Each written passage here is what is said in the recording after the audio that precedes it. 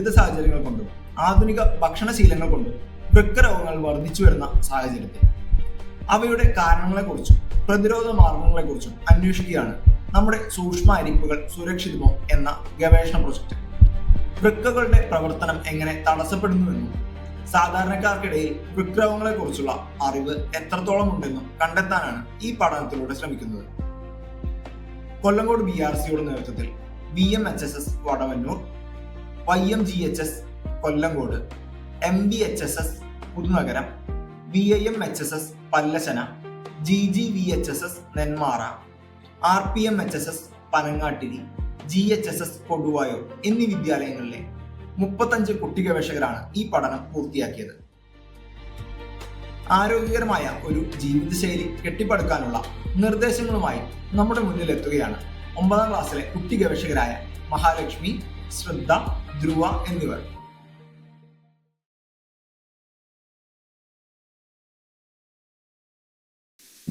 Hello, ഞാൻ ആരാണെന്ന് മനസ്സിലായോ? നിങ്ങൾക്ക് മനസ്സിലായില്ല? നിങ്ങളുടെ മുഖത്തുണ്ട്, നിങ്ങളിപ്പോൾ പറയുകയും ചെയ്തു. ഞാൻ എന്നെ ഐഡന്റിഫൈ ചെയ്യാൻ 2 ക്ലൂ തരാം. 1, എനിക്ക് ധാരാളം വെള്ളമാണ് എൻ്റെ എല്ലാ പ്രവർത്തനങ്ങളും നടക്കാൻ. 2, എൻ്റെ പ്രവർത്തനങ്ങൾ എന്തൊക്കെയാണെന്നറിയോ? Absorption, reabsorption, secretion. ഇപ്പൊ മനസ്സിലായോ നിങ്ങൾക്ക് ഞാൻ ആരാണെന്ന്? കിഡ്നി. അതന്നെ, എന്നെ മനസ്സിലായില്ലേ? സൂപ്പർ. തെറ്റ്. മിണ്ടാണ്ട് രക്തം കുടിച്ച എന്നെ എന്തിനാണാവോ വെള്ളം കുടിപ്പിച്ചത്? അയ്യോ. ഹലോ ചന്ദ്ര, എന്താ പറ്റിയ നിനക്ക്? ഒന്നും പറയണ്ട, രക്തം കുടിച്ചിരുന്നതാണ് ഞാൻ. പക്ഷെ കുറച്ച് വെള്ളം കുടിച്ചു. ഇപ്പൊ ഡോക്ടർ, അത് ഞങ്ങളുടെ എല്ലാ വാമ്പയർ സമൂഹത്തിന്റെ റൂൾസ് തെറ്റിച്ചിട്ട്, ഇപ്പൊ ഡോക്ടറിന്റെ അടുത്ത് പോയപ്പോ ഡോക്ടർ പറയാ എനിക്ക് കിഡ്നി അസുഖം ഉണ്ടെന്ന്. എനിക്ക് കിഡ്നി ഉണ്ടെന്ന് ഞാൻ ഇപ്പഴാ അറിയണത്. ഓ, അപ്പൊ എന്നെ ഇവർക്ക് അറിയില്ലാന്ന്. സങ്കടമൊന്നുമില്ല, എനിക്ക് ചെറിയൊരു വിഷമം. അത് വിടു ചന്ദ്ര, നീ എവിടുന്ന ഈ വെള്ളം കുടിച്ചേ? ഈ മനുഷ്യരൊക്കെ കുടിക്കണില്ലേ ആ കുഴൽ കിണറും പൈപ്പും, അവിടെ നിന്നൊക്കെയാ ഞാൻ വെള്ളം കുടിച്ചത്. നിനക്കറിയാൻ പാടില്ലേ, അവരാ വെള്ളം പരിശോധിക്കാറില്ല, ഒന്നുമില്ല. അതിൽ നിറച്ചും മാലിന്യങ്ങളാണ്. അതെയോ? ഞാൻ അറിഞ്ഞില്ല കേട്ടോ, ശരിക്കും ഇത് അറിയില്ല. ശരി, നിന്റെ ആ വാട്ടർ ഫിൽറ്റർ എന്തോ പറയണ്ടായിരുന്നല്ലോ കേടായി എന്നുള്ളത്. അത് എന്റെ വീട്ടിലെ വാട്ടർ ഫിൽറ്റർ കേടായി. നേരാക്കാൻ ആളെ വിളിച്ചിട്ടുണ്ട്, നാളെ വരും. ഓ, 3000 രൂപ അതിന്റെ മേലെയും കൊടുത്ത് പൈസ കൊടുത്തവർക്ക് വാട്ടർ ഫിൽറ്റർ നേരെയാക്കാ? എന്നെ ഇതിന്റെ ബോഡിയിൽ എല്ലാ പ്രവർത്തനം ചെയ്യണം. നിങ്ങൾക്ക് എന്നെ ഒന്ന് നോക്കാൻ സമയമുണ്ടാ ഇവിടെ അല്ലേ? ശരി, അതൊക്കെ ആയിക്കോട്ടെ.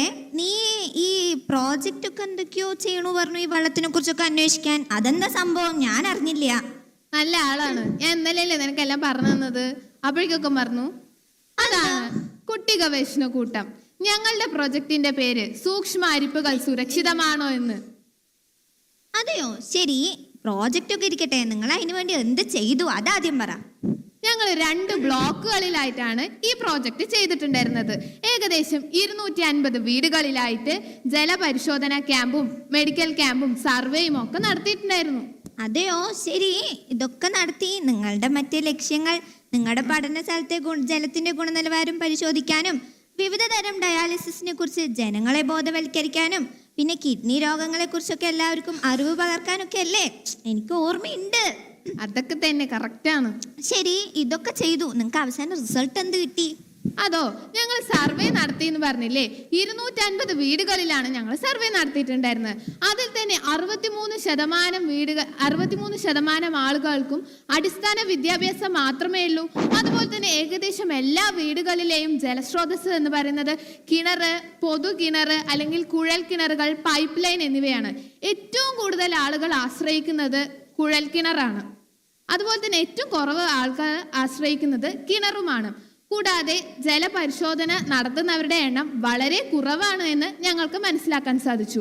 വാട്ടർ പ്യൂരിഫയർ അധികം ആളുകളൊന്നും ഉപയോഗിക്കുന്നില്ല.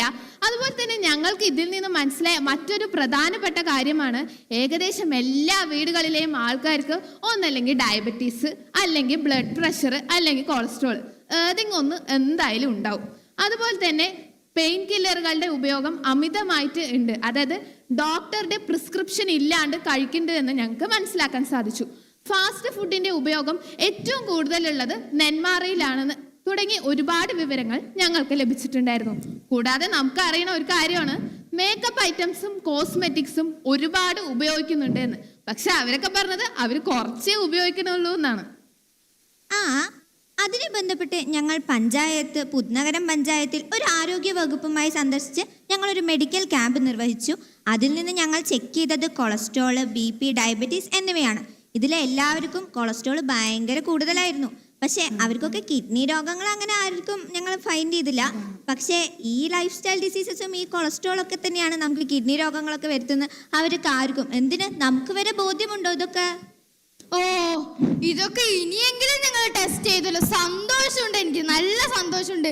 ഈ ഷുഗർ എന്നെ എന്തൊക്കെ പാടുപെടുത്തുണ്ടെന്ന് അറിയോ. എനിക്ക് ഫിൽട്ടർ ചെയ്ത് എനിക്ക് മതിയായി. അതെ, ഞങ്ങൾ പിന്നെ നടത്തിയിട്ടുണ്ടായിരുന്നത് ജലപരിശോധന ക്യാമ്പാണ്. കുട്ടികൾ തന്നെ സ്വന്തമായി പരിശോധിക്കുന്ന ഒരു ജലപരിശോധന ക്യാമ്പ് നടത്തിയിട്ടുണ്ടായിരുന്നു പനങ്ങാട്ടിരി RPM ഹൈസ്കൂളിൽ വെച്ച്. അതിൽ ഞങ്ങൾ പരിശോധിച്ചിട്ടുണ്ടായിരുന്നത് 7 പാരാമീറ്ററുകളാണ്. pH value, nitrate value, total alkalinity, residual chlorine, ഹാർഡ്നെസ്സും സോഫ്റ്റ്നെസ്സും, അമോണിയും അയണും തുടങ്ങിയവയാണ് പരിശോധിച്ചിട്ടുണ്ടായിരുന്നത്. ഇതിൽ തന്നെ pH വാല്യൂ ഏകദേശം 39% ജലത്തിലും കൂടുതലായിരുന്നു. അതുപോലെ തന്നെ ടോട്ടൽ ആൽക്കലിനിറ്റി ആയിരുന്നു ഏറ്റവും കൂടുതൽ, അതായത് 95% ജലത്തിലും കൂടുതലാണ് എന്ന് കണ്ടെത്തിയിട്ടുണ്ട്. റെസിഡുവൽ ക്ലോറൈഡ് 2%, അമോണിയ 6%, അയൺ 2%, ഹാർഡ്നെസ്സും സോഫ്റ്റ്നെസ്സും 69%, 39% എന്നീ വാല്യൂകളാണ് ഞങ്ങൾക്ക് ലഭിച്ചിട്ടുണ്ടായിരുന്നത്. ഇതിൽ ഏകദേശം എല്ലാ പാരാമീറ്ററുകളും നോർമൽ വാല്യൂവിൽ നിന്ന് ഒന്നല്ലെങ്കിൽ കൂടുതലായിരിക്കും അല്ലെങ്കിൽ കുറവായിരിക്കും. ഇതിൽ നിന്ന് നമ്മൾക്ക് എന്താണ് മനസ്സിലാക്കാൻ സാധിക്കുക? ഇതൊന്നും മനുഷ്യയോഗ്യമായി അല്ലെങ്കിൽ ഗുണനിലവാരമുള്ള ജലം അല്ല എന്ന്. കൂടാതെ തന്നെ ശാസ്ത്രീയമായി പരിശോധിക്കുന്നതിന് വേണ്ടി പാലക്കാടിലെ എൻവിറോൺമെന്റൽ അനാലിറ്റിക്കൽ ലബോറട്ടറിയിൽ ഞങ്ങൾ 7 പഞ്ചായത്തുകളിലെയും ഓരോ ജല സാമ്പിളുകൾ വീതം പരിശോധിച്ചിട്ടുണ്ടായിരുന്നു. അവിടെ 18 പാരാമീറ്ററുകളാണ് പരിശോധിച്ചത്. അതിൽ തന്നെ ഞങ്ങൾക്ക് മനസ്സിലാക്കാൻ സാധിച്ചത് ഫ്ലൂറൈഡ് ഏറ്റവും കൂടുതലുള്ളത് പനങ്ങാട്ടിരിയിലാണെന്നും ടർബിഡിറ്റിയും TDSും കളറിന്റെ നിറവ്യത്യാസവും കൂടുതലുള്ളത് കൊടുവായിലാണെന്നും ഈക്കോളി ബാക്ടീരിയയുടെയും കോളിഫോമിന്റെയും അളവ് എല്ലാ ജലത്തിലും ഉണ്ട് എന്നാണ് മനസ്സിലാക്കാൻ സാധിച്ചത്. ഇതിൽ നിന്നും നമുക്ക് എന്ത് മനസ്സിലാക്കാം? ശാസ്ത്രീയമായി ചെയ്തപ്പോഴും ഞങ്ങൾ തന്നെ പരിശോധിച്ചപ്പോഴും ഏത് വെള്ളവും ഗുണനിലവാരമുള്ളതല്ല എന്നാണ്. പക്ഷെ നമ്മൾ അത് ഗുണനിലവാരമുള്ളതായി മാറ്റണം. ഇത്രയും കാര്യങ്ങളാണ് ഞങ്ങൾക്ക് മനസ്സിലാക്കാൻ. അല്ലെങ്കിലേ എനിക്ക് ഇവര് വെള്ളം തരുന്നില്ല. ഇനി അത് കൂടുതലാണ് ഇത് കൂടുതലാണ് പറഞ്ഞിട്ട് ഇനി ഇവരെനിക്ക് തീരെ വെള്ളം തരില്ല. ഇപ്പോ ഇതിനെ ബന്ധപ്പെട്ട് ഞങ്ങൾ അട്ടപ്പാടിയിൽ ഒരു എക്സ്പേർട്ടിന്റെ ക്ലാസ് സന്ദർശിക്കാനിടയായി. അതിൽ നിന്ന് ഞങ്ങൾക്ക് മനസ്സിലായത് നിങ്ങൾ യൂസ് ചെയ്യുന്ന മേക്കപ്പും കഴിക്കുന്ന ഭക്ഷണവും വ്യായാമക്കുറവും ഇതൊന്നും അല്ലാണ്ട് തന്നെ നിങ്ങളുടെ എല്ലാവരുടെയും ടോയ്ലറ്റ് പിറ്റ് നിങ്ങൾക്ക് പണിയൊരുക്കുന്നുണ്ടെന്ന് നിങ്ങൾ മനസ്സിലാവുന്നുണ്ടോ? അതെ, നമ്മളുടെ എല്ലാവരുടെയും ടോയ്ലറ്റ് നമുക്കറിയാം. നമ്മുടെ ഇൻറ്റസ്റ്റൈനിലുള്ള ഈക്കോളൈ ബാക്ടീരിയ നമ്മുടെ മലത്തിലൂടെ മണ്ണിലേക്ക് ഇറങ്ങുകയും അത് ചാനൽസിലൂടെ പോവുകയും ലീക്കേജ് സംഭവിച്ച് നമുക്ക് അടുത്തുള്ള വാട്ടർ സോഴ്സ്, അതിപ്പോൾ കിണറാണെങ്കിലും കുഴൽ കിണറാണെങ്കിലും അതിലേക്ക് പോവുകയും എല്ലാ വെള്ളത്തിലും ഈക്കോളൈ ബാക്ടീരിയതിൻ്റെ സാന്നിധ്യം ഉണ്ടാവുകയും ഇതിൽ കിഡ്നി രോഗം മാത്രമല്ല കേട്ടോ, പകർച്ചവ്യാധികളും വരാൻ സാധ്യത വളരെ കൂടുതലാണ്. ഹലോ ഹലോ ഹലോ, ഞാൻ മനസ്സിലായാ? മനസ്സിലായില്ല. നന്നായി, എന്നെ മനസ്സിലായില്ല അല്ലേ? ഇത്ര നേരം മെഡിക്കൽ ക്യാമ്പ്, വാട്ടർ ടെസ്റ്റ്, ആ പഠനം ഈ പഠനം പറഞ്ഞിട്ട് അതിൽ മെയിൻ ഹീറോ ആയ എന്നെ കണ്ടിട്ട് മനസ്സിലായില്ല. എന്ത് പഠനം? നമ്മുടെ കിഡ്നി. ആ, മനസ്സിലായി ബ്രദർ, മനസ്സിലായി. അല്ല, നല്ല ചന്തമുണ്ടല്ലോ നിനക്കാണ്. എന്താണത്? അല്ല, നല്ല ബ്യൂട്ടി കിട്ടും. ബ്യൂട്ടി. അതെന്താണ്? ബീട്രൂട്ട് തേച്ച് വെച്ചാണ് ചുണ്ടില്? അല്ല, ലിപ് ഷെയ്ഡ്. എന്താണ് ബ്രാൻഡ്? ഏതാണ്? നമ്മുടെ ഷുഗർ പോപ്പ്. മിണ്ടരുത് നീ. ഇതിലെ ലഡ് ഞാൻ എങ്ങനെ പ്യൂരിഫൈ ചെയ്യാൻ നിങ്ങൾക്ക് ആർക്കെങ്കിലും അറിയോ? ഇതിലെ കെമിക്കൽസോ? എനിക്ക് മതിയായ. എല്ലാവരും ഇതാ യൂസ് ചെയ്യണ്. പിന്നെ ഇതിലൂടെ വേറെ എന്തൊക്കെ പ്രശ്നങ്ങൾ ഉണ്ടെന്ന് അറിയോ? ഇപ്പൊ നമുക്ക് എല്ലാവർക്കും ഭയങ്കര പെരുമയല്ലേ. എന്ന് നീ എന്ത് കഴിച്ച്? മന്തി. മന്തി. ഈ മന്തി നിങ്ങളൊക്കെ കഴിച്ചോ? എന്നിട്ട് എനിക്ക് എന്തെങ്കിലും എനിക്കല്ല, എല്ലാ ഓർഗാനിസത്തിനും വേണം. നിങ്ങൾ എന്തെങ്കിലും ഒരു എക്സസൈസ് ചെയ്യണ്ട. ഞാനൊരു എക്സാമ്പിൾ പറയാം. അമ്മ രാവിലെ വന്നിട്ട് ഫുഡ് തരും. അപ്പൊ ഫുഡ് തരുമ്പോൾ നമ്മൾ ഉണ്ണും. എന്നിട്ട് പിന്നെ നമ്മുടെ ഫോൺ നോക്കും. എന്നിട്ട് പിന്നെ അമ്മ ഉച്ചയ്ക്ക് വീണ്ടും ചോറ് തരും. എന്നിട്ട് നമ്മൾ വീണ്ടും ഫോൺ നോക്കും. നിങ്ങൾ വ്യായാമം ചെയ്യണമെന്ന് ഞാൻ പറയില്ല, നിങ്ങൾ ചെയ്യണ്ട്. ചോറിനുമ്പോ വായാനിക്കാൻ ശരിയല്ലേ? അതന്നെ എനിക്കറിയാം. പിന്നെ ചുമ എന്നാ നാളേക്ക് പനി പറഞ്ഞിട്ട് ആന്റിബയോട്ടിക്. മറ്റേ മുട്ടുവേദനയാണ് പറഞ്ഞു അതിന് പെയിൻ കില്ലർ. ഇതൊക്കെ എന്നെ മാത്രല്ല എൻ്റെ എല്ലാ സുഹൃത്തുക്കളെയും നശിപ്പിക്കണം. നിങ്ങൾക്ക് ആർക്കെങ്കിലും അറിയോ അത്? എവിടെ അറിയാല്ലേ? എന്നെ കുറിച്ച് ചിന്തിച്ചാലല്ലേ. ശരി, നമുക്ക് ശരിയാക്കാം എല്ലാം ശരിയാക്കാം, നമുക്ക് റെഡിയാക്കാം, ഡോണ്ട് വറി. കൂട്ടുകാരെ, ഇതിൽ നിന്ന് നിങ്ങൾക്ക് എന്ത് മനസ്സിലാക്കാം? നമ്മളുടെ ഓരോ ജീവിതശൈലികളും നമുക്ക് ഓരോ ആരോഗ്യ പ്രശ്നങ്ങൾ ഉണ്ടാക്കുന്ന അല്ലേ? നമ്മുടെ ആരോഗ്യം നമ്മുടെ കൈകളിലാണ്. നമ്മുടെ വൃക്കയുടെ ആരോഗ്യം നമ്മൾ തന്നെ സംരക്ഷിക്കണം. ഇതോടെ ഞങ്ങൾ നിർത്തുന്നു. നന്ദി. ശരി, എന്നാ അടുത്തതില് ശരി. അല്ല, ഇതേ ശരി.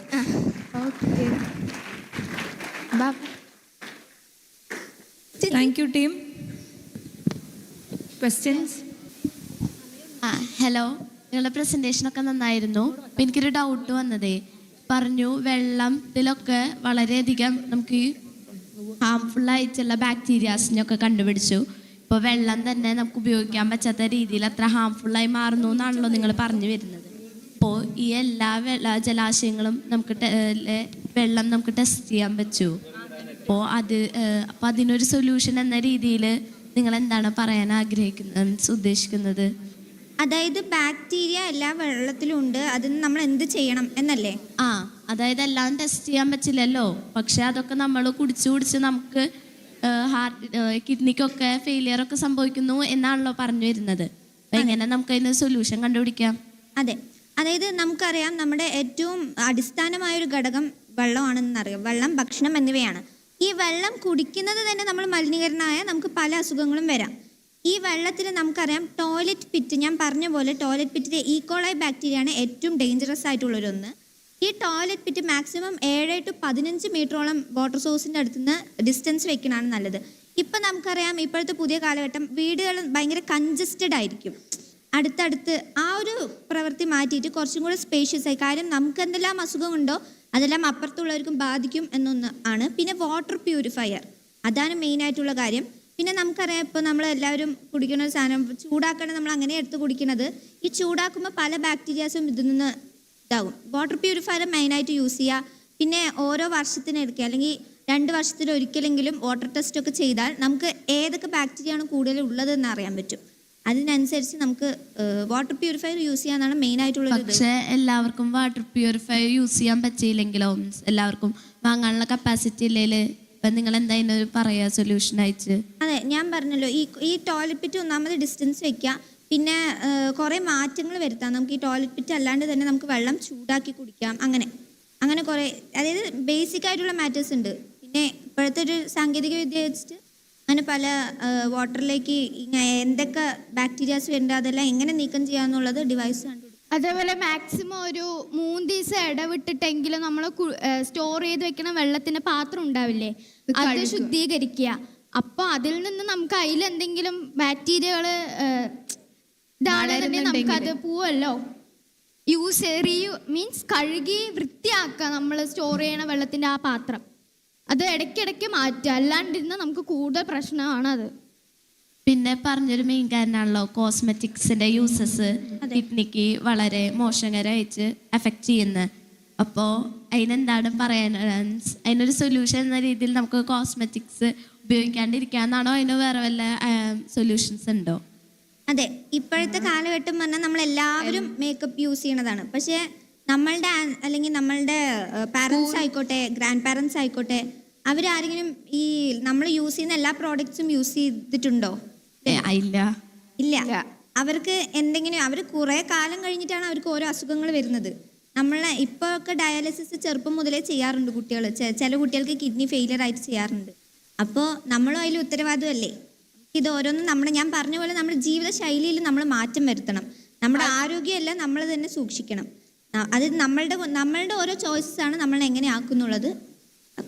അതുകൂടാതെ അവര് സൗന്ദര്യവർദ്ധകത്തിനായി ഉപയോഗിച്ചിരുന്നത് കടലമാവ്, മഞ്ഞപ്പൊടി തേക്കുക, ചെറുപയർ പൊടി, അതൊക്കെയാണ്. അത് തന്നെ നമുക്ക് ഉപയോഗിക്കുകയാണെങ്കിൽ അത് നാച്ചുറൽ ആയിട്ടുള്ളത് കൊണ്ട് നമുക്ക് ബോഡിക്കും ഒന്നും പ്രശ്നം ഉണ്ടാവില്ല. ഈ കോസ്മെറ്റിക്സും മേക്കപ്പിനും പകരം നമുക്ക് അത് ഉപയോഗിച്ചാൽ കുറച്ചുകൂടെ നല്ലതായിരിക്കും. Okay, thank you. ഹലോ, ഇതിലെ ഒരു ചെറിയ കാര്യം, മുമ്പ് പണ്ടത്തെ ശീലങ്ങളൊക്കെ നല്ലതും ഇപ്പോഴത്തെ ശീലങ്ങൾ മോശം എന്നുള്ളൊരു താരതമ്യം അത്ര ശാസ്ത്രീയമാണോ നിങ്ങളോട് ഒന്ന് ആലോചിക്കണം. എന്തായാലും നിങ്ങൾ പഠനം നടത്തുകയാണല്ലോ. വെറുതെ ഒരു ഒരു സ്റ്റാറ്റിസ്റ്റിക്സ് നോക്കിയാൽ മുമ്പത്തെ ആളുകളുടെ ഒരു ആയുർദൈർഘ്യം എന്ന് പറയുന്നത് 40-45 വയസ്സായിരുന്നു. ഇപ്പോൾ എന്താണെങ്കിലും നമ്മളൊരു 70 വയസ്സിന് മുകളിൽ ഉണ്ട്. അപ്പോൾ പഴയ ശീലങ്ങളെല്ലാം നല്ലതും ഇപ്പോഴത്തെ ശീലമെല്ലാം മോശവുമാണെങ്കിൽ അങ്ങനെ ഉണ്ടാവില്ലായിരുന്നു. 1. 2, ഇപ്പോഴാണ് നമുക്കിതിനെക്കുറിച്ചൊക്കെ അറിയാൻ പറ്റുന്നത്. മുമ്പ് ഇങ്ങനെയുള്ള രോഗങ്ങളുണ്ടോ, ജീവിതശൈലി രോഗങ്ങൾ മുമ്പ് ഉണ്ടായിരുന്നോ അറിയില്ല, ചികിത്സയില്ല. അതെ. അപ്പോൾ ഇത് വെച്ച് നോക്കുമ്പോൾ നിങ്ങൾ ഒരു മേഖല കൂടി പരിഗണിക്കാമായിരുന്നു. അത് ഇതെല്ലാം വ്യക്തിഗതമായിട്ട് നമ്മൾ നമ്മൾ തന്നെ ശ്രദ്ധിക്കുക എന്നതിനപ്പുറത്ത് ഒരു സാമൂഹ്യ പ്രശ്നമാണല്ലോ. നിങ്ങൾ തന്നെ പറഞ്ഞു, ഇത്രയും ആൾ ഒന്നിച്ച് താമസിപ്പിക്കുമ്പോൾ അവിടെ വെള്ളത്തിൻ്റെ സോഴ്സ്. അപ്പോൾ ഇതിന് സ്റ്റേറ്റിന്, നമ്മളുടെ ഭരണകൂടത്തിനൊക്കെ ഒരു ഉത്തരവാദിത്വം ഉണ്ടല്ലോ, ജനങ്ങൾക്ക് ശുദ്ധമായ വെള്ളം കൊടുക്കുക, അവരുടെ ആരോഗ്യം. അപ്പോൾ അങ്ങനെയും കുറേ മാറ്റം വന്നിട്ടുണ്ട്. പല സ്ഥലത്തും ഓപ്പൺ ജിമ്മുകൾ വരുന്നു, ആശുപത്രികളിൽ നല്ല മികച്ച സംവിധാനങ്ങൾ വരുന്നു, എല്ലാ ആശുപത്രികളിലും ജീവിതശൈലി രോഗം നേരത്തെ കണ്ടുപിടിക്കാനുള്ള ഇത് വരുന്നു. ഇതൊക്കെ വന്നിട്ടുണ്ട്. അപ്പോൾ അതും കൂടി ഒന്ന് ശ്രദ്ധിക്കണം. മാത്രമല്ല, ഇങ്ങനെ മുമ്പെല്ലാം നല്ലതായിരുന്നു ഇപ്പോഴെല്ലാം മോശമാണെന്നുള്ള ഒരു കൺസെപ്റ്റിൽ നമ്മൾ ശാസ്ത്രീയമായിട്ടാണോ എത്തുന്നതെന്നൊന്ന് പരിശോധിക്കുന്നത് നല്ലതാണെന്ന് മാത്രമേ പറയാനുള്ളൂ. എന്തായാലും നിങ്ങൾ ഒരു നന്നായി അവതരിപ്പിച്ചു. അഭിനന്ദനം. Okay sir, thank you sir. Thank you. Hello, ഇവിടെ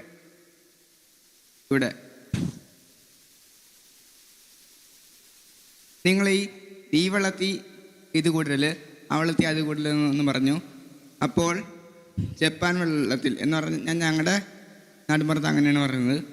ജപ്പാൻ വെള്ളത്തിൽ ഞങ്ങളുടെ നാട്ടുമ്പുറത്തിൽ ക്ലിയർ ആവണില്ല. നിങ്ങൾ ഈ വെള്ളത്തിൽ ഇത് കൂടുതൽ, ആ വെള്ളത്തിൽ ഇത് കൂടുതൽ എന്ന് പറഞ്ഞു. അപ്പോൾ ജപ്പാൻ വെള്ളം എന്ന് പറഞ്ഞാൽ ഞങ്ങളുടെ നാട്ടുമ്പുറത്ത് അതങ്ങനെയാണ് പറയുന്നത്. അപ്പോൾ ഈ ജപ്പാൻ വെള്ളത്തിൽ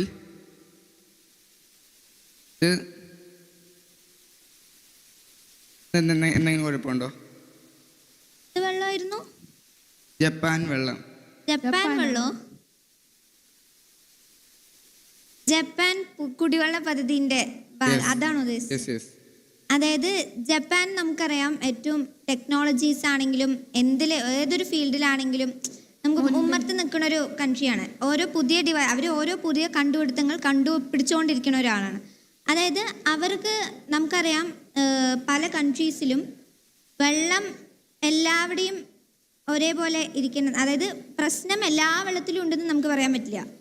നമ്മൾ ചെയ്യുന്ന ഓരോ പ്രവൃത്തികൾ തന്നെയാണ് വെള്ളത്തിന് ഇപ്പം മലിനീകരിക്കുക അങ്ങനെയൊക്കെ ചെയ്യുമ്പോൾ അതിൽ ഓരോ ബാക്ടീരിയസ് കൂടുക ചെയ്യുന്നത്.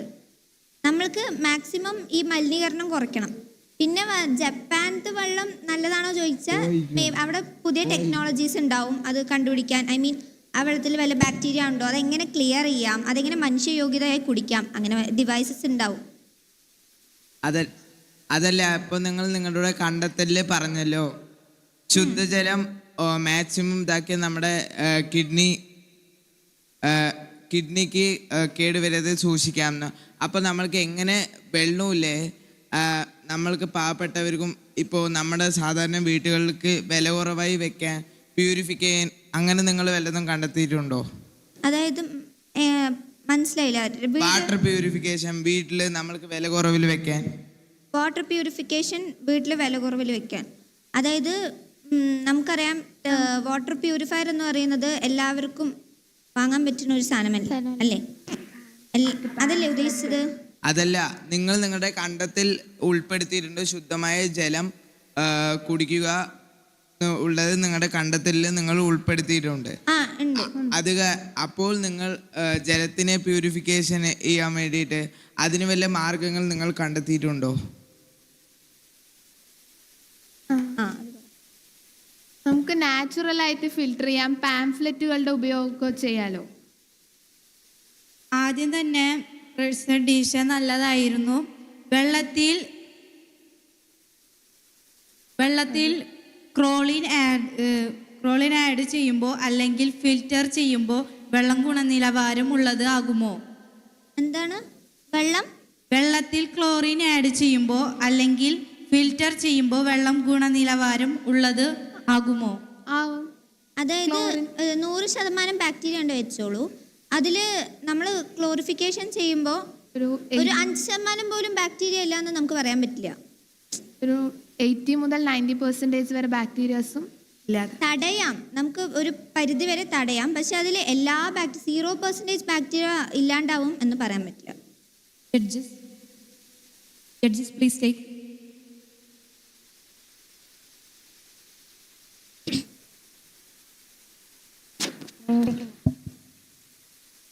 നല്ല പ്രസന്റേഷൻ ആയിരുന്നു. Thank you sir. നിങ്ങൾ നന്നായിട്ട് അവതരിപ്പിച്ചു. ഞാൻ മറ്റ് നല്ല ക്വസ്റ്റ്യൻസ് ഒക്കെ വന്നു. എനിക്ക് ആകെ ചോദിക്കാനുള്ളതേ, നമ്മൾ ഈ ഡാറ്റ കളക്ട് ചെയ്തത് 7 പഞ്ചായത്തുകളിൽ നിന്ന് 7 കിണറുകളാണ്. അല്ല 7 കിണറല്ല, അതിൽ 5 എണ്ണം ബോർവെൽ അല്ലേ? ബോർവെൽ കുഴൽ കിണറും 2 എണ്ണം സാധാ കിണറുകളുമാണ്. എല്ലായിടത്തും ഈ പ്രശ്നങ്ങൾ നിങ്ങൾ പലതിനും, ഒരു പനങ്ങാട്ടിൽ ഫ്ലൂറൈഡിൻ്റെ കൂടുതലാണ് കണ്ടത്. അങ്ങനെ എല്ലായിടത്തും ഈക്കോളിയുടെ അതിപ്രസരം എല്ലാം നിങ്ങൾ പറഞ്ഞിട്ടുണ്ട്. ഇതിനൊരു താരതമ്യ പഠനം നിങ്ങൾ ചെയ്തിട്ടുണ്ടോ എന്നുള്ളതാണ്. അതിൻ്റെ റൂട്ട് കോസസ് എന്താണെന്ന് ഐഡൻറ്റിഫൈ ചെയ്യാൻ കഴിഞ്ഞിട്ടുണ്ടോ? രണ്ടാമത്തെ ഏറ്റവും മേജറായിട്ടുള്ളൊരു കാര്യം, നമ്മൾ ഇപ്പോൾ ചെയ്യാനല്ല, ഇപ്പം നിങ്ങളുടെ പരിമിതിക്കുള്ളിൽ നിങ്ങൾ നന്നായി ചെയ്തിട്ടുണ്ട്. നമ്മൾ സാമ്പിളിങ് ചെയ്യുമ്പോൾ ഒരെണ്ണം എടുക്കുന്നുള്ളെങ്കിൽ അത് ആ ഡൊമൈൻ റെപ്രസെൻറ്റേറ്റീവ് ആയിരിക്കണം. ആ ഡൊമൈൻ വരുന്ന പഞ്ചായത്തിൽ വരുന്ന ഏകദേശം അങ്ങനെയാണ് അതിൻ്റെ ഒരു ആവറേജ് എന്ന് പറയാൻ പാകത്തിനുള്ളൊരു സാമ്പിളിംഗ് സ്റ്റേഷൻ ആയിരിക്കണം നമുക്ക് സെലക്ട് ചെയ്യാൻ കഴിയും. അതിപ്പോൾ നമുക്ക് കഴിയില്ല. അതുകൊണ്ട് ഒരു സാമ്പിളിംഗ് സ്റ്റേഷൻ വെച്ചിട്ട് നമുക്കൊരു പഞ്ചായത്തിൻ്റെ ഇത് പറയാൻ കഴിയില്ല. അപ്പോൾ ഇനിയുള്ള ഇതിൽ കൂടുതൽ കിണറുകൾ അല്ലെങ്കിൽ കൂടുതൽ ബോർവെല്ലിലെ സാമ്പിളുകൾ ഒരുപാടെണ്ണം പരിശോധിക്കണം. ഇത് 7 സാമ്പിളേ പരിശോധിച്ചിട്ടുള്ളൂ. 55 സാമ്പിളുകൾ ഞങ്ങൾ പരിശോധിച്ചപ്പോൾ ചെയ്തിട്ടുണ്ടായിരുന്നു. സ്വന്തമായിട്ട് വാട്ടർ ടെസ്റ്റ് സ്വന്തമായിട്ട്. ഓ അല്ല, 7 കിണറിൽ നിന്നാണ് നിങ്ങൾ പറഞ്ഞേക്കുന്നത്. മനസ്സിലായി. 5 ബോർവെല്ലും 2 കിണറിൽ നിന്നുള്ള അങ്ങനെ എഴുതിയിട്ടുണ്ട്. അതുകൊണ്ടാണ് അത് സാർ, ഞങ്ങളെ ലബോറട്ടറിയിൽ 7 എണ്ണമാണ് ടെസ്റ്റ് ചെയ്തിട്ടുണ്ടായിരുന്നത്. കിറ്റ് ഉപയോഗിച്ചിട്ട് അല്ല, ലബോറട്ടറിയിലെ പാലക്കാടിലെ ലബോറട്ടറിയിൽ 7 എണ്ണം ടെസ്റ്റ് ചെയ്തിട്ടുണ്ടായിരുന്നു. പിന്നെ ഞങ്ങൾ കിറ്റ് ഉപയോഗിച്ച് ടെസ്റ്റ് ചെയ്തതാണ് 55. അത് കൃത്യമായിട്ടുള്ള ഒരു ഇത് വരണം. നിങ്ങൾ ഇതിൻ്റെ അകത്ത് എഴുതിയതിൽ ഞാൻ അങ്ങനെ കണ്ടില്ല. 55. അപ്പം നിങ്ങൾ എങ്ങനെ 55 ഓരോ പഞ്ചായത്തിലും എത്ര കിണറുകൾ വെച്ചിട്ട് എടുത്തിട്ടുണ്ട്? അല്ല, ഞങ്ങളുടെ ഈ ഒരു പ്രദേശത്ത് തന്നെ ഏറ്റവും കൂടുതൽ ജലം മോശമാണെന്ന് പറയപ്പെടുന്നത് എലവഞ്ചേരിയിലാണ്. ഇപ്പോൾ എലവഞ്ചേരി പഞ്ചായത്തെ കേന്ദ്രീകരിച്ചാണ് പനങ്ങാട്ട് ഹൈസ്കൂളിൽ ജലപരിശോധന ക്യാമ്പ് നടത്തിയിട്ടുണ്ടായിരുന്നത്. അവിടെയുള്ള ഏകദേശം ഞങ്ങൾക്ക് NSS ക്യാമ്പിലെ കുട്ടികളും സഹായിച്ചിട്ടുണ്ടായിരുന്നു. അവരാണ് എല്ലാ വെള്ളമൊക്കെ കളക്ട് ചെയ്ത് കൊണ്ടുവന്നിട്ടുണ്ടായിരുന്നു. നിങ്ങൾ തന്നെ കിറ്റ് ഉപയോഗിച്ച് പരിശോധിച്ചിട്ടുണ്ടോ? ഞങ്ങൾ തന്നെ പരിശോധിച്ചു. അവിടുത്തെ എന്താണ് അപ്പോൾ ഈ എല്ലാ 7 പഞ്ചായത്തുകളിലും ഇത്രയേറെ വ്യത്യാസം വരാനുള്ള കാരണം എന്താണെന്ന് നിങ്ങൾ മനസ്സിലാക്കുന്നത്? ഓരോ പഞ്ചായത്തിലും എല്ലാ water quality parameters complete altered ആണ്. അതിനുള്ള കാരണം എന്തായിരിക്കാം? ഓരോ പഞ്ചായത്തിലും വേറെ വേറെ അയൺ കൂടുതൽ അങ്ങനെയാണോ? അല്ല, ജനറൽ ആയിട്ട് നിങ്ങൾക്ക് എന്താണ് അതിനൊരു കാരണം തോന്നുന്നത്? വാട്ടർ ക്വാളിറ്റി ഇത്ര ലോ ആയി പോകാനുള്ള കാരണം എന്താണ്? വാട്ടർ ടെസ്റ്റിലേക്ക് പോകാനോ? മനസ്സിലായില്ല സർ. നിങ്ങൾ ഇത്ര പഞ്ചായത്തുകളിലും വാട്ടർ ക്വാളിറ്റി ഭയങ്കര ലോ ആണെന്ന് പറഞ്ഞു. അതിനുള്ള ഒരു കാരണം എന്തായിട്ടാണ് നിങ്ങൾക്ക് തോന്നുന്നത്? അവിടെ ഇൻഡസ്ട്രി കൂടുതലുണ്ടോ? അതായത് ഞങ്ങളുടെ പഞ്ചായത്തിൽ ഒരുപാട് പച്ചക്കറി കൃഷിയുണ്ട്, മാങ്ങത്തോട്ടമുണ്ട്. അതിലൊക്കെ ഒരുപാട് മരുന്നുകളൊക്കെ അടിക്കുന്നുണ്ട്. അപ്പോൾ അതെല്ലാം കൃഷി സ്ഥലത്ത് ഉപയോഗിക്കുമ്പോൾ അത് വാട്ടർ ചാനൽസിലൂടെ മേ ബി അത് വാട്ടർ റിസോഴ്സസിലേക്ക് എത്തുന്നുണ്ടാവും. അതും ഒരു ഫാക്ടർ ആയിരിക്കാം. ഓക്കെ. നിങ്ങൾ പിന്നെ ഒരു കാര്യം, നമ്മളൊരു സയന്റിഫിക് ഇതാവുമ്പോൾ നിങ്ങൾ നന്നായിട്ട് ഡാറ്റ കളക്ട് ചെയ്തേക്കുന്ന എഴുതി വെച്ചിട്ടുണ്ട്. ഗ്രാഫിക്കൽ റെപ്രസെൻറ്റേഷൻസ് വേണം. അതിലല്ല നിങ്ങൾ ഈ റിപ്പോർട്ട് തന്നേക്കുന്നതിൽ ഒരു ഗ്രാഫിക്കൽ റെപ്രസെൻറ്റേഷൻ തന്നാൽ നമുക്ക് പെട്ടെന്ന് ഒറ്റ ഇതിന് തന്നെ നോക്കി മനസ്സിലാക്കാൻ കഴിയും. ഈ ഓരോ പാരാമീറ്റേഴ്സിൻ്റെയും ഇത്ര സാമ്പിളിംഗ് സ്റ്റേഷനുകളിലുള്ള വ്യത്യാസങ്ങൾ എങ്ങനെയാണെന്നുള്ള കാര്യം പറയണം. പിന്നെ നിങ്ങൾ ബ്ലഡ് ടെസ്റ്റ് ഒരു മെഡിക്കൽ ക്യാമ്പ് നടത്തിയെന്ന് പറഞ്ഞു. വൃക്കരോഗവുമായി ബന്ധപ്പെട്ടാണ് നിങ്ങൾ പറഞ്ഞത്. പക്ഷെ നിങ്ങൾ പറഞ്ഞത് ഡയബറ്റീസും ബ്ലഡ് പ്രഷറും ഒക്കെ കൊളസ്ട്രോളുമാണ് പെട്ടെന്ന് നോക്കിയത്. കിഡ്നിയിലേക്ക് ബാധിക്കും. ലൈഫ് സ്റ്റൈൽ ഡിസീസസ് നമുക്ക് ഉണ്ടാവുമല്ലോ, കൊളസ്ട്രോൾ, BP, ഡയബറ്റീസ് എല്ലാം. ഷുഗർ കിഡ്നിയിലെ ഓരോ പാർട്സിനെയും, നെഫ്രോൺസ്, ഗ്ലോമർലസ്, അങ്ങനത്തെ കുറെ പാർട്സിനെ ഫിൽട്ടർ ചെയ്യാൻ പറ്റാണ്ട്. ഓക്കെ. അപ്പോൾ താരതമ്യേന ചിലവ് കുറഞ്ഞ ടെസ്റ്റുകൾ നടത്തിയെന്നുള്ളതാണ്. അത് ശരിയാണോ? ഓക്കെ. നിങ്ങൾക്ക് സാമ്പത്തിക പരിമിതികളുണ്ട്.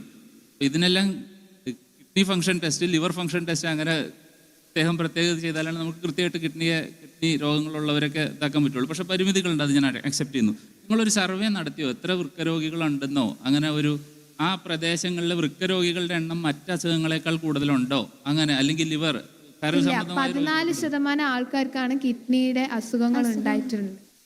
പക്ഷെ അവർ സർവേ നടത്തിയതിൽ പക്ഷെ അവർക്ക് ഡയബറ്റീസ് ആയിക്കോട്ടെ മറ്റു പല അസുഖങ്ങളും അത് ഫസ്റ്റ് ഉണ്ടായതിനു ശേഷമാണ് പിന്നെയാണ് കിഡ്നി അസുഖം വന്നിട്ടുള്ളത്. അതായത് കിഡ്നി അസുഖത്തിനുള്ള എല്ലാ ഫാക്ടേഴ്സും വരാനുള്ള എല്ലാ ഫാക്ടേഴ്സും അവര് ഞാൻ കൂടുതൽ ചോദിക്കുന്നില്ല. നിങ്ങൾ ചെറിയൊരു കാലയളവിൽ ഇത് വർക്കായതുകൊണ്ട് നിങ്ങൾ ഭാവിയിൽ റിസർച്ചിലേക്ക് വരണം. റിസർച്ചിലേക്ക് വരുമ്പോൾ എപ്പോഴും ശ്രദ്ധിക്കേണ്ടത് സാമ്പിളിംഗ് ഡൊമൈൻ റെപ്രസെൻറ്റേറ്റീവ് ആയിരിക്കണം. അപ്പോൾ കൃത്യമായ ഒരുപാട് സാമ്പിൾസ് ഉണ്ടായിരിക്കണം. ഡാറ്റ നമുക്ക് കഴിയുന്ന രീതിയിൽ ഡാറ്റ റിസർച്ചിൻ്റെ ഡിസൈൻ കൃത്യമായി പ്ലാൻ ചെയ്യണം. ഡാറ്റ കൃത്യമായി എടുക്കുന്ന രീതികളും പ്ലാൻ ചെയ്യണം. നല്ല അവതരണം നന്നായിട്ട് നിങ്ങൾ പ്രസൻറ്റ് ചെയ്തു. നിങ്ങളുടെ ഇതിൽ നിന്നുകൊണ്ട് അഭിനന്ദനം. Good afternoon. ഞങ്ങൾ പാലക്കാട് ജില്ലയിൽ നിന്നാണ് വന്നിരിക്കുന്നത്. അതിൽ കൊല്ലങ്കോട് BRC എന്നാണ്. എൻ്റെ പേര് ധ്രുവ. എൻ്റെ ടീംമേറ്റുകൾ എൻ്റെ പേര് ശ്രദ്ധ. ഞാൻ പാലക്കാടിൽ തന്നെ GHS കൊടുവായൂർ എന്ന സ്കൂളിൽ നിന്ന് ആണ് വന്നിരിക്കുന്നത്. എൻ്റെ പേര് മഹാലക്ഷ്മി. ഞാൻ RPMHS പനങ്ങാട്ടിൽ നിന്നാണ് വന്നിരിക്കുന്നത്, പാലക്കാട് ജില്ല. ഞങ്ങൾ ചൂസ് ചെയ്ത വിഷയം നമ്മുടെ സൂക്ഷ്മ അരിപ്പകൾ സുരക്ഷിതമാണോ എന്നൊരു വിഷയമാണ്. എന്താണ് കാരണം എന്ന് വെച്ചാൽ നമുക്കറിയാം കേരളത്തിൽ ഏറ്റവും കൂടുതലുള്ളത് ലൈഫ് സ്റ്റൈൽ ഡിസീസസും ഈ ലൈഫ് സ്റ്റൈൽ ഡിസീസസ് തന്നെയാണ് കിഡ്നി രോഗത്തിലേക്ക് നയിക്കുന്നതും. നമ്മുടെ കേരളം റെഡ് സോണിലാണ്. അതൊക്കെ ജനങ്ങളിലേക്ക് പകർക്കാനും അതേപോലെ തന്നെ ജനങ്ങളെ ഈ ഡയാലിസിസിനെ കുറിച്ചും കിഡ്നി മറ്റു രോഗങ്ങളെക്കുറിച്ചൊക്കെ ബോധവൽക്കരിക്കാനും നമ്മളുടെ ഓരോ ഭക്ഷണശീലത്തെക്കുറിച്ച് പറയാനും അതേപോലെ തന്നെ ഞങ്ങളുടെ പഠന സ്ഥലത്തെ ജലത്തിൻ്റെ ഒരു ഗുണനിലവാരം പരിശോധിക്കാനൊക്കെയാണ് ഞങ്ങൾ ഈ ഒരു പ്രോജക്റ്റ് ചൂസ് ചെയ്യാൻ കാരണം. അതുപോലെ തന്നെ ഞങ്ങൾ ഈ പ്രോജക്റ്റിന് വേണ്ടി ചെയ്തിട്ടുണ്ടായിരുന്ന പഠന രീതി എന്ന് പറയുന്നത് 7 പഞ്ചായത്തുകളിലായിട്ടാണ് 250 വീടുകളിലെ സർവേയും ജലപരിശോധന ക്യാമ്പും മെഡിക്കൽ ക്യാമ്പും ഒക്കെ നടത്തിയിട്ടുണ്ടായിരുന്നു. മെഡിക്കൽ ക്യാമ്പ് കൊടുവായൂരിൽ വെച്ച് നടത്തിയിട്ടുണ്ടായിരുന്നു. അതുപോലെ തന്നെ ഞങ്ങൾ സർവേ 250 വീടുകളിൽ നടത്തിയിട്ടുണ്ടായിരുന്നു. വാട്ടർ ടെസ്റ്റ് ഞങ്ങൾ പനങ്ങാട്ടി സ്കൂളിൽ വെച്ചിട്ടാണ്. അതിൽ NSS വോളണ്ടിയർമാരായിരുന്നു ഞങ്ങൾക്ക് വാട്ടർ സാമ്പിൾസ് കളക്ട് ചെയ്ത് തന്നത്. അതിൽ നിന്ന് ഞങ്ങൾക്ക് കുറേ മനസ്സിലായി, ഇങ്ങനെയൊക്കെ ഉണ്ട്, നമ്മുടെ വെള്ളം കുടിക്കണ പോലും ഇപ്പം ശരിയല്ല എന്നുള്ളൊരു ബോധവൽക്കരണം ഞങ്ങൾക്ക് കിട്ടി. പിന്നെ ഞങ്ങൾക്ക് ഈ കുസാറ്റിലേക്ക് അല്ലെങ്കിൽ ഒരു കുസാറ്റിലേക്ക് ഇങ്ങനൊരു അവസരം കിട്ടുന്ന ഞങ്ങൾ സ്വപ്നത്തിൽ പോലും ഞങ്ങൾക്ക് പ്രതീക്ഷ പോലും ഉണ്ടായിരുന്നില്ല. ഞങ്ങൾക്ക് ഭയങ്കര സന്തോഷമായിരുന്നു ഈ ഒരു ചാൻസ് കിട്ടി വന്നിട്ട്. ഇവിടുത്തെ ഓരോ ഡിപ്പാർട്ട്മെൻറ്റ്സും ഓരോ സയൻസ് ഡിപ്പാർട്ട്മെൻറ്റ്സും അവിടുത്തെ ടീച്ചേഴ്സ് പറയുന്ന ഓരോ കാര്യങ്ങളും ഞങ്ങൾക്ക് കുറേ ഹെൽപ്പ് ചെയ്തു. സയൻസിൽ ഞങ്ങൾക്ക് ഭയങ്കര ഇൻട്രസ്റ്റ് ഉള്ളതുകൊണ്ട് ആ ഒരു ഹാപ്പിയസ്റ്റ് മൊമെൻ്റ് ആണെന്നോ അത്. ഓരോ ടീച്ചേഴ്സ് ഓരോ പുതിയ മെഷീൻസിനെ കുറിച്ചും പുതിയൊരു കണ്ടുപിടുത്തത്തിനെ കുറിച്ചും ആനിമൽ സെൽസിനെ കുറിച്ചൊക്കെ പറഞ്ഞത് എനിക്ക് ഭയങ്കര ഒരു അറിവ് കിട്ടി ഞങ്ങൾക്ക് ഇവിടെ നിന്ന്. പിന്നെ ഈ കുസാറ്റ് ഞങ്ങൾക്ക് ഭയങ്കര ഒരു മെമ്മറബിൾ സ്ഥലമാണ്. ഞങ്ങൾക്ക് ഇനിയും ചാൻസസ് വേണമെന്ന് നല്ലപോലെ ഉണ്ട്. ഞങ്ങൾക്കൊരു മൊമെൻറ്റ്സും മെമ്മറബിൾസും കുറേ ജഡ്ജസിനെ നിന്ന് കുറേ സജഷൻസൊക്കെ കിട്ടിയതിൽ ഞങ്ങൾക്ക് കുറേ അറിവ് ഇവിടെ നിന്ന് കിട്ടി. പിന്നെ ഇവിടെ ഞങ്ങൾക്ക് ഏറ്റവും കൂടുതൽ ടെൻഷനേക്കാളും ഈ ഒരു പ്രസൻറ്റേഷൻ ടെൻഷനേക്കാളും ഞങ്ങൾക്ക് ഏറ്റവും കൂടുതൽ ഉണ്ടായിരുന്നത് ഇവിടുത്തെ ഭയങ്കര ഹാപ്പിയസ്റ്റ് ആയിട്ടുള്ളൊരു അനുഭവമായിരുന്നു. ഈ ടെൻഷനേക്കാളും ഞങ്ങൾക്ക് അതായിരുന്നു സന്തോഷം. പിന്നെ ഞങ്ങൾക്ക് ഈ പ്രോജക്റ്റ് ഇവിടെ തന്നെ അവതരിപ്പിക്കുന്നതിൽ ഞങ്ങൾക്ക് ഭയങ്കര ഒരു ഹാപ്പി ആയിരുന്നു. ഞങ്ങൾക്ക് ഭയങ്കര ഇങ്ങനൊരു അവസരം ഇനിയും കിട്ടണമെന്ന് ഞങ്ങൾക്ക് ഭയങ്കര ആഗ്രഹമുണ്ട്. പിന്നെ ഞങ്ങൾ നന്ദി പറയുകയാണ് എല്ലാത്തിനും. ഇവിടെ ഒരുക്കി തന്ന സ്റ്റേജ് ഒരുക്കി തന്നതും ഞങ്ങളെ കോർഡിനേറ്റ് ചെയ്ത എല്ലാ വോളണ്ടിയർ ചേച്ചിമാർക്കും ഏട്ടന്മാർക്കും ഞങ്ങൾ താങ്ക്സ് പറയുകയാണ്. അപ്പോൾ കുസാറ്റിൽ ഇത് ഒരുക്കി തന്നവർക്കും താങ്ക്സ് പറയുന്നു ഞങ്ങൾ. അതേപോലെ തന്നെ ഞങ്ങളുടെ ജഡ്ജസ് ഞങ്ങൾക്ക് സജഷൻസ് തന്ന ജഡ്ജസിനും ഇവിടെ ഓരോ കാര്യത്തിനും ഹെൽപ്പ് ചെയ്ത എല്ലാ സ്റ്റാഫ്സ് ചേച്ചിമാരാണെങ്കിലും ഏട്ടന്മാരാണെങ്കിലും സാറാണെങ്കിലും ഇവിടുത്തെ ടീച്ചേഴ്സ് ആണെങ്കിലും ഞങ്ങളെല്ലാവർക്കും ഒരു ബിഗ് താങ്ക്സ് പറയുകയാണ്. ഒരു ഹാർട്ട്ലി താങ്ക്സ് ഞങ്ങളുടെ പറയുകയാണ്. അതുപോലെ തന്നെ ഞങ്ങൾ ഇന്നലെ CCSലും പോയിട്ടുണ്ടായിരുന്നു. അവിടെ തന്നെ ഞങ്ങൾക്ക് ചന്ദ്രനെയൊക്കെ അടുത്ത് കാണാൻ പറ്റി ടെലസ്കോപ്പിലൊക്കെ. അതൊക്കെ ഭയങ്കര ഒരു രസകരമായ അനുഭവമാണ്. അതുപോലെ തന്നെ അവിടെ റേഡിയോ വേവ്സിനെ കുറിച്ച് പറഞ്ഞു തന്നിട്ടുണ്ടായിരുന്നു. സയൻസ് പാർക്ക് ഞങ്ങൾ സന്ദർശിച്ചിട്ടുണ്ടായിരുന്നു. വളരെയധികം രസകരമായിട്ടാണ് ഞങ്ങൾ ഇന്നലെയൊക്കെ നടന്നിട്ടുണ്ടായിരുന്നത്. ഇന്ന് കുറച്ച് ടെൻഷൻ ഉണ്ടായിരുന്നു പ്രസൻറ്റേഷനൊക്കെ ആയതുകൊണ്ട്. പക്ഷേ ചേച്ചിമാരും ഏട്ടന്മാരൊക്കെ ഭയങ്കര സപ്പോർട്ടായിരുന്നു. ഒന്നുകൊണ്ടും ടെൻഷൻ ആവണ്ടെന്നൊക്കെ പറഞ്ഞു. ഞങ്ങൾ ഭയങ്കര റിലീഫായിട്ടാണ് ഞങ്ങൾ ഇന്നത്തെ ഒരു ദിവസം കടന്നു പോയിക്കൊണ്ടിരുന്നത്. ഇന്നലെ വന്നതും ഇന്നിതാ പോകാൻ പോകുന്നതും ഒരു നിമിഷം പോലെ തോന്നുകയാണ്. വളരെയധികം രസകരമായിരുന്നു. അതുപോലെ തന്നെ ഞങ്ങൾ ഒരുപാട് ഡിപ്പാർട്ട്മെൻറ്റുകൾ സന്ദർശിച്ചിട്ടുണ്ടായിരുന്നു. ഒരുപാട് കാര്യങ്ങൾ ഞങ്ങൾക്ക് മനസ്സിലായി. എല്ലാം വളരെയധികം രസകരമായിരുന്നു. ഇതെല്ലാം ഒരുക്കി തന്ന കുസാറ്റിനോടും SSKയോടും BRCയോടും എല്ലാവരോടും ഒരു ബിഗ് സല്യൂട്ട് അല്ലെങ്കിൽ ഒരു നന്ദി പറഞ്ഞുകൊണ്ട് ഞങ്ങൾ നിർത്തുകയാണ്. എല്ലാവർക്കും നന്ദി. Thank you.